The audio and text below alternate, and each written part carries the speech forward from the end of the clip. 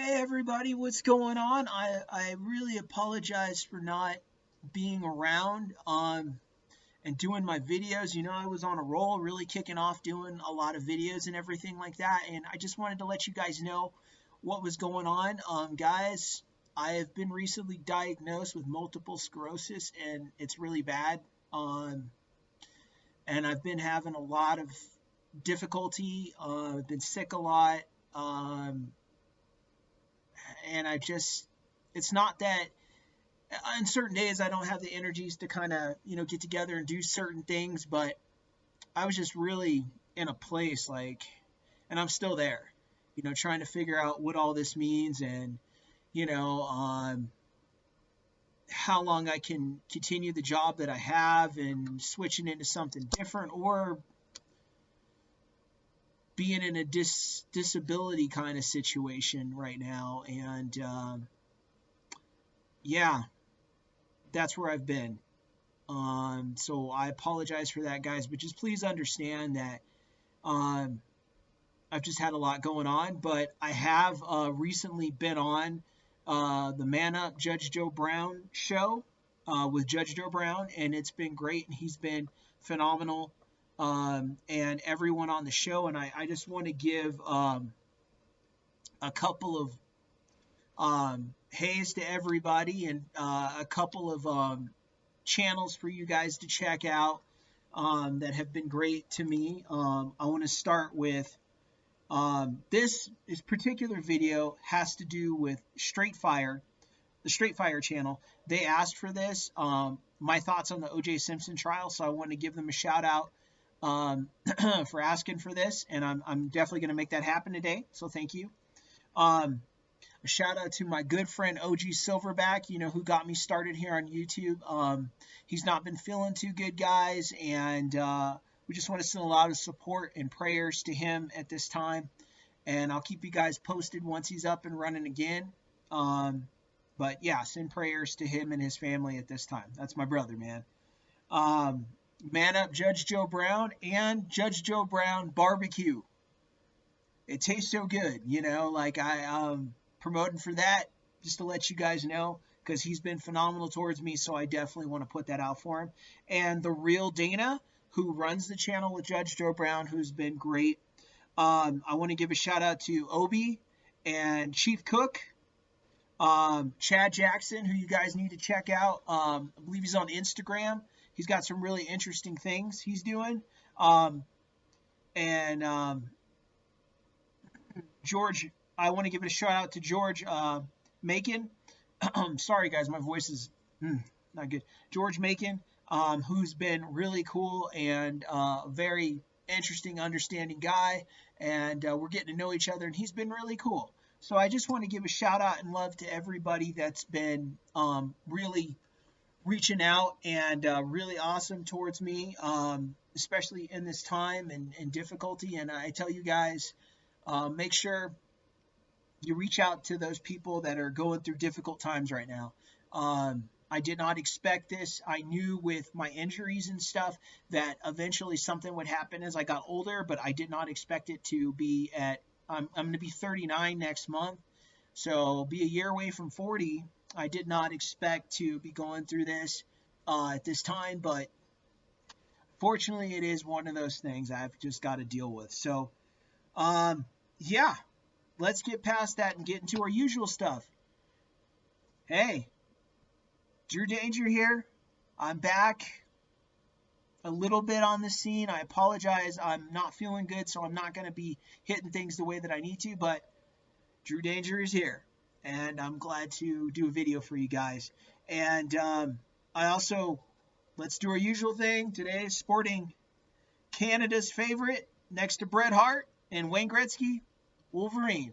So representing Team X-Men, representing with my Wolverine hoodie. You guys know I like to show off Team X-Men, and you guys know I'm a big X-Men fan, so just wanted to reach out and do that for you guys really quick. Okay, let's get into it. So, did he do it? O.J. Simpson, Orenthal James Simpson, for those of you that don't know, that is his full name. he is a character, and this is my take, in my opinion. Let me get that out there right now. You guys don't have to agree with it or like it. Someone asked for my opinion, so Straight Fire wanted to know what I thought, and I'm going to give you exactly what I think of O.J. Simpson. And I follow O.J. Simpson a lot. I look at him at Twitter. He's a trip. Okay, guys, first off, I want to say O.J. Simpson's not all there. If you guys ever see him on his channel, he's like, hello, Twitter world. Yours truly. This is O.J. Simpson. That dude, and I'm like, there's something really wrong with O.J. He's really, really off. Now, let's get into this. I just wanted to touch on that briefly to say the man is off. That's number one thing. Let's get to the number two thing. Let's go back to the 90s when this happened. I was around. My friend's dad was actually a LAPD detective when this was going on, and he worked in that division, and yeah, it was interesting. But here's what I'll say about Orenthal James. He got very, very fortunate, because do I think that he did it?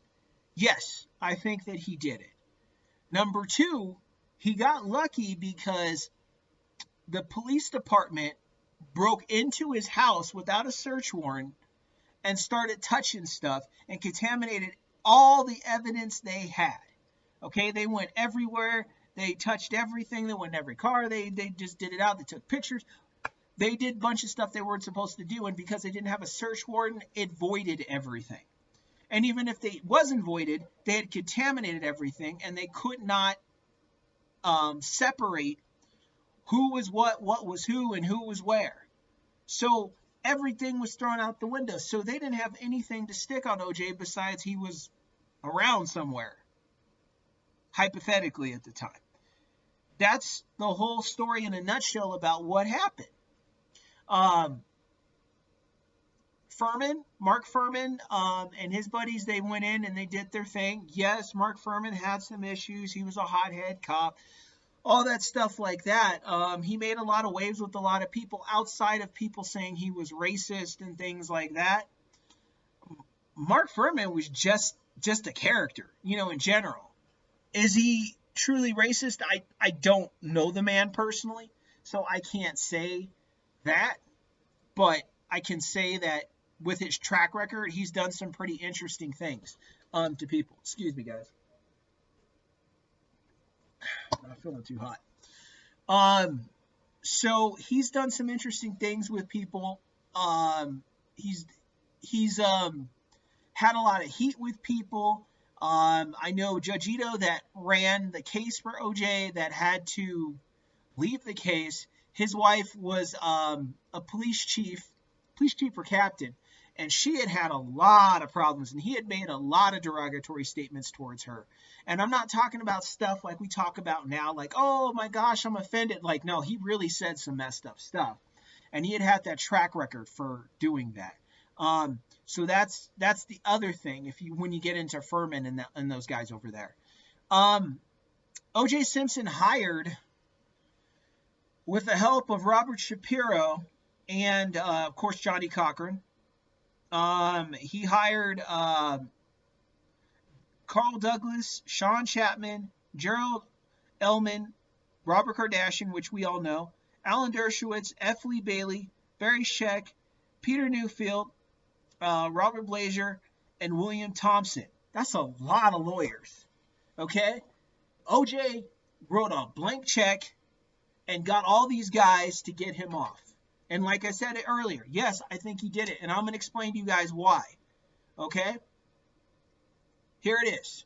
He did a lost interview he did for, I believe it was Fox, for a book he wrote called If I Did It, which was his hypothetical assumption of what happened that day, okay? And it's funny because he says hypothetically the whole time. So when he's sitting with this lady, she interviews him. The interviewer goes, so let's talk about that day. You said hypothetically. He said, yes, hypothetically. Hypothetically. I go over to Nicole's house. Now, before I get there, I'm driving my car. I believe it was the Bronco.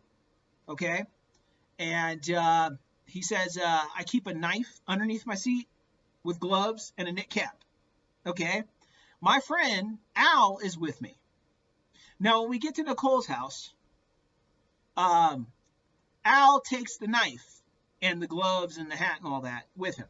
OJ doesn't have it, but the guy that's with him. So wherever OJ's going, the guy's with him. So he might as well just pretty much have it with him at that point. So they go. Nicole's arguing. Goldman's there.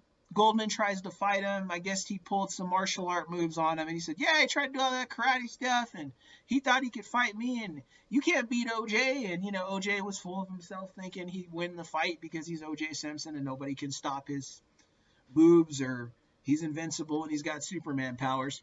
So that happens. And he says, I quote, that Al pulls a knife out. Okay? And I believe he said he handed him the knife or Al had the knife. Okay? But what I'm trying to say is it all ends up in OJ's hands, not in Al's hands. It goes from Al's hands to OJ's hands. Okay? And OJ says, yeah, then Nicole fell or something. And I just remember thing went black. And I came to, woke up. I had the knife in my hand. And there was just blood everywhere, and, stuff, and everybody's dead, and, hypothetically, that's what I say. Let me tell you guys something. Two things. Either O.J. Simpson is so crazy, he's delusional and telling crazy stories. Or the big one, he's literally reliving and retelling what actually happened. Okay? That's a problem. That's a problem, because I think the second one, I think O.J. Simpson, here's where we get into this. I think he either had CTE or he had multiple personalities. Okay? Either the CTE gave him another personality or he's always had them. Okay? And I think he goes from one person to the next. And I think when he blacked out, because in my personal experience, doing investigations and studying people and all that jazz like that, and being around all this case stuff for all these years, I can tell you, people can get that, and they can black out, have another personality, do some stuff they wouldn't ordinarily done, or some stuff that's buried in them, snapped, and then come to and not remember, or remembered it later or something along that line. It's not out of the possibilities that could have happened. Okay, do I think that other people were involved? There's a chance. But OJ is in this. He was there. He did something. People might have hid things for him, covered for him. I know people said, oh, Nicole was wrapped up in drugs and doing it. Yeah, I got you. But OJ, how do you have blood in your car? And you're at the crime scene, and you're around, and you're involved, and you're doing all these different things, and you just happen to be there. No. If he was not in the area, if he was not around, if he didn't have the cut on his hand, all this stuff like that, and AC Calling driving him around and didn't freak out, it'd be one thing. You could kind of lean towards, well, he wasn't around, and he handled himself pretty well, and so he didn't have anything to do with it. You could say that. But he's too involved, and he's too off, and he's too not there to not be involved. Okay, the evidence that we can look at when he did that TV show clearly points 100% there, but he cannot be tried again for murder. See, so now he can come out and say anything he wants at that point, okay, and they cannot take him to trial for those things anymore. He's out of it.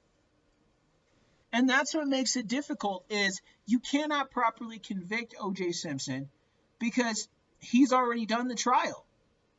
Once he's cleared of those charges, they cannot be presented again. So he's out. So now he could say whatever goofy stuff he wants to say, because he's going to say it. OJ's kind of, I mean this as respectful as I can be. He's kind of dumb, because this man got off a murder trial and didn't get up, move, stay out of the spotlight, and hide away somewhere and just do his thing. No, he wanted to be, he did the TV show. Come on, guys. He did Juiced. Everybody seems to forget about that. He did that TV show Juiced, okay? Where he's mocking the murders the entire time. All the girls that are dancing with him when he's dressed up like a pimp all look like Nicole. Are you serious? He's mocking us. He's mocking us. It's clear.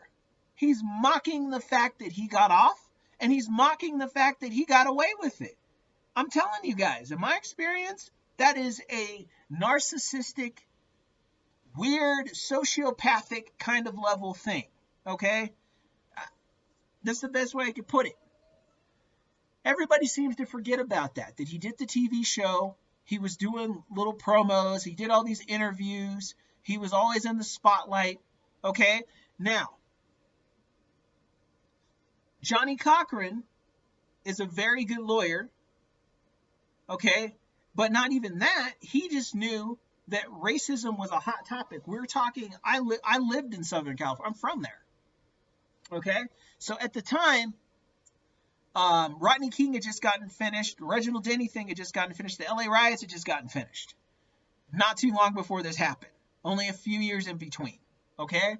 So LAPD was already hit with racial issues and the Rampart scandal, all the people they were taking to the LA Olympic Auditorium and roughing up, all that stuff. Like, they had enough heat to last them 100 years, okay? So they took that, embellished it, and then they took the defense team. So the defense team, I'm sorry guys, my mind's a little scrambled. The defense team got together with the and went after the prosecution. And they did vice versa on them. So they looked for, does anybody have any divorces? Does anybody have any scandals? Does anybody abuse anybody? They went after him. They went after Marcia Clark. Marcia Clark went after Johnny Cochran. Johnny Cochran went after Christopher Darden. You know, and it just went back and forth every day. And then they went after the jury members. They went, I don't like this jury member. Is there a jury member that ever committed a crime, truly committed a crime? And they went digging, like, to the point where it was like, oh, back 5 years ago, I had the police come to my house because my husband and I had an argument. Oh, we don't like that juror anyway. That's grounds to get rid of him. And they got rid of him, brought in new people that the DA liked, brought in new people that the defense liked. Okay? They did that. They played a game. It was back and forth with OJ, outside of OJ. People's personal lives were exposed. They did everything they could to get the case to turn in either way, whether it's for prosecution or the defense. They were all in battle like Autobots and Decepticons trying to get back to Cybertron. It was literally crazy like that. Okay? And Marcia Clark did some nude photos back in the day. Those got exposed to try to lower the prosecution a little bit. You know, it was insane. And that's what was going on with the OJ case. It was back and forth. But getting back to Johnny Cochran did that long speech, you know, well, I'm glad you asked. This isn't about this. This isn't about this. This is about racism. Racism is bad. You know, he did the whole thing on that to sell racism to people. And the biggest one, the black community should be ashamed of themselves. I'm sorry. I'm just calling it like it is. Okay? Here's why. All of us knew OJ was guilty. There was something weird going on. Okay? But because we wanted a black guy to get off on this trial, everyone pushed for OJ. OJ did not, I repeat, did not like black people. Exception of a few that he made exceptions for, that he viewed elite by his standards, okay? He looked down on black people like a bigoted Caucasian man.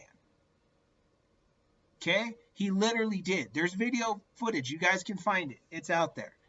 Where he looks down on the black community. Yes, he was considered, you know,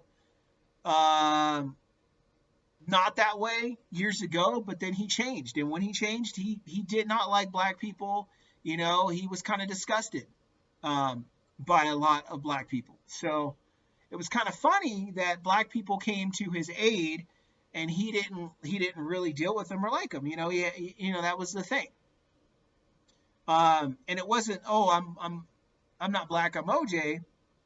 I get that. You just want to be seen as a person, but for O.J. Simpson, it wasn't he wanted to be seen as a person. He really did not want to be associated with anything like that. So he was willing to denounce everything. And for the most part, most people looked at him like that, and society accepted him like that. So that's why when this happened, a lot of people were like, oh, I don't know, because like, you know, he's a good dude. He did the Hertz commercials. You know, he was in the Naked Gun, you know, which I enjoyed those movies. And he was my favorite character in it. But it was sad seeing him, this happen, you know. But OJ brought it on himself to be put in this situation, and he lowered himself down this way. And now he's got to deal with it. Excuse me, guys. I know my voice and I'm all over the place. Forgive me. My brain's not right. So OJ did this to himself, okay? He had, and listen to me, guys. He had all the money, all the fame, all the women. His kids are beautiful. Big house, big car. Everyone knows who he is. Hertz commercials, top football player, Heisman Trophy winner, killing it over in college. I mean, he can't lose, right? He had everything in his hand, which teaches us a lesson that even when you have everything, you still can do some weird stuff, okay? And OJ did not learn from that. Now, let's jump into the robbery that he did. Everybody's like, oh, he went back to, you know, get his stolen property. No, I'll tell you what happened. The civil case came out against the Goldman and Brown family. Goldman and Brown family took him to court. OJ lost, said he didn't have any money. The judge said he had to liquidate all his assets, okay? So, to pay the families, because he wasn't trying to pay them. He had money, but he didn't want to pay them. So OJ was trying to, you know, hide out. So he took all his sports memorabilia because he thought they were going to liquidate it, because chances are they might have. So OJ took all his stuff and he gave it to these guys to hide. Okay? Well, the guys were criminals, so they do what criminals do. They took it and they tried to sell it at an auction. Now you could say, oh, well, they took it. He gave it to them. They didn't break in his house and take it. And he's like, oh, what happened to my stuff? No, he gave them the property to do something illegal, which is to hide his assets he may have to liquidate to pay the courts what they asked him to pay, which he legally has to pay. Okay? So he went down to Las Vegas with his guys with guns to stop these guys at the selling of his stuff at this sports auction or sports show. Okay? And he broke into the hotel room and confronted these guys, and everybody had a recorder but OJ. And you hear him yell, you know, you steal my stuff and all this, and I'm OJ, you don't steal from me, and blah, blah, blah. Well, they took that, they flipped it, and they put him in jail. Because now he's looking at robbery charges. Now, did he actually rob these guys? No, but the situation doesn't look good. You know, he's got guys with firearms in there and threatening. So, you know, they can flip it around and just say, oh, he threatened our lives. And honestly, the courts were kind of after him because he did get off that murder case, and they were trying to find a way to get him, you know, some retribution for that. So they got it. So he did time for that. And, you know, he recently got out. What is it? I think he's been out maybe 5 years now, or maybe a little bit more than that. And he's on Twitter every day recording videos of him playing golf, him talking about he wants to get even with people and and all that. And OJ's off. He's really, really an off guy, and he's not all there. So, I mean, you guys study it. Look at all these things I tell you. By the way, that interview, If I Did It, the Lost O.J. Simpson interview, is on YouTube. The whole thing. And the book, you can buy it on Amazon. Okay, so you guys can check this out for yourself. Look at all the evidence. Watch the Cuba Gooding Jr. show. It's pretty good. They do a good job on things. So check it out and let me know what you guys think. I appreciate you guys hanging in there with me. I'm going to try to do more of these more often, I promise. And I hope you guys are doing well. God bless you guys. We're going to get through this crazy year. And make sure you guys stay tuned, all right? This is Drew Danger, out.